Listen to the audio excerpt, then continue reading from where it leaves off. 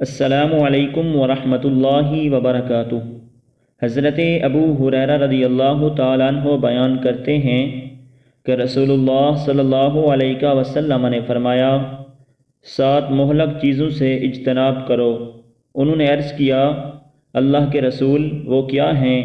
تو آپ صلی اللہ علیہ وسلم نے فرمایا، نمبر 1 اللہ کے ساتھ شرک کرنا، نمبر 2 جادو کرنا، نمبر 3 جس کے قتل کرنے کو اللہ نے حرام قرار دیا ہے اسے ناحق قتل کرنا، نمبر 4 سود کھانا، نمبر 5 یتیم کا مال کھانا، نمبر 6 معرکہ کے دن میدان جہاد سے پیٹھ پھیر کر فرار ہونا، نمبر 7 پاک دامن عورتوں پر تہمت لگانا۔